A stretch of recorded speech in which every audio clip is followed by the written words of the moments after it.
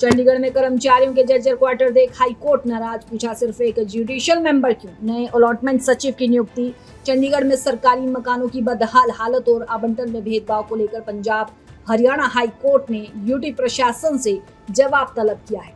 High court ने पूछा कि क्या कोर्ट के कर्मचारियों के लिए अलग से हाउसिंग पूल बनाने पर विचार किया गया है। साथ ही कोर्ट ने ये भी जानना चाहा कि हाउस अलॉटमेंट कमेटी में सिर्फ एक ही जुडिशियल मेंबर क्यों है।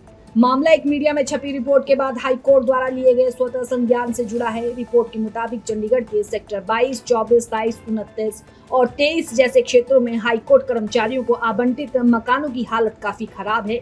कहीं दीवारें टूटी हैं तो कहीं प्लास्टर उखड़ा है, छतों में सीमेंट की धूल गिर रही है। आसपास की घास इतनी बड़ी हो चुकी है कि सांप और अन्य जानवरों का खतरा हमेशा बना रहता है। बाथरूम के दरवाजे झूल रहे हैं और रसोई भी जर्जर स्थिति में है। तो वहीं यूटी प्रशासन की ओर से हाई कोर्ट में जवाब दाखिल किया गया है, जिसमें बताया गया कि हाउस अलॉटमेंट कमेटी में 6 सदस्य हैं, जिनमें से एक हाई कोर्ट के रजिस्ट्रार जनरल हैं। साथ ही ये भी बताया गया कि हाई कोर्ट और यूटी प्रशासन के कर्मचारियों की संयुक्त वरिष्ठता सूची के आधार पर मकानों का आवंटन किया जाता है। इस पर हाई कोर्ट ने टिप्पणी करते हुए कहा कि जब 6 में से केवल एक सदस्य जुडिशियल है तो ये मेजोरिटी तो प्रशासन की होगी, क्या ये उचित है?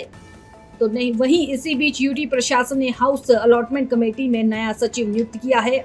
अखिल कुमार को अतिरिक्त सचिव बनाया गया है, जबकि सौरभ कुमार अरोड़ा को इस जिम्मेदारी से मुक्त कर दिया गया है।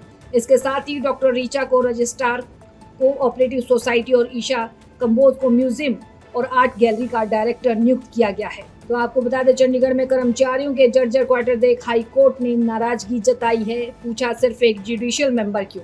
चंडीगढ़ में सरकारी मकानों की बदहाल हालत और आवंटन में भेदभाव को लेकर पंजाब हरियाणा हाई कोर्ट ने यूटी प्रशासन से जवाब तलब किया है। हाई कोर्ट ने पूछा कि क्या कोर्ट के कर्मचारियों के लिए अलग से हाउसिंग पूल बनाने पर विचार किया गया है। साथ ही कोर्ट ने ये भी जवाब चाहा कि हाउस अलॉटमेंट कमेटी में सिर्फ एक ही जुडिशियल मेंबर क्यों है।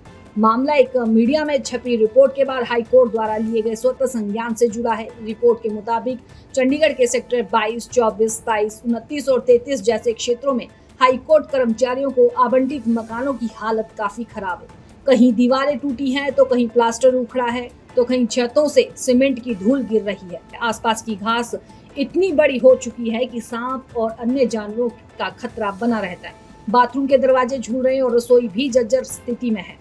तो इसी को लेकर यूटी प्रशासन की ओर से हाई कोर्ट में जवाब दाखिल किया गया है, जिसमें बताया गया कि हाउस अलॉटमेंट कमेटी में 6 सदस्य हैं, जिनमें से एक हाई कोर्ट के रजिस्ट्रार जनरल हैं। साथ ही ये भी बताया गया कि हाई कोर्ट और यूटी प्रशासन के कर्मचारियों की संयुक्त वरिष्ठता सूची के आधार पर मकानों का आवंटन किया जाता है। इस पर हाई कोर्ट ने टिप्पणी करते हुए कहा कि जब 6 में से केवल एक सदस्य जुडिशियल है तो ये मेजोरिटी तो प्रशासन की होगी, क्या ये उचित है?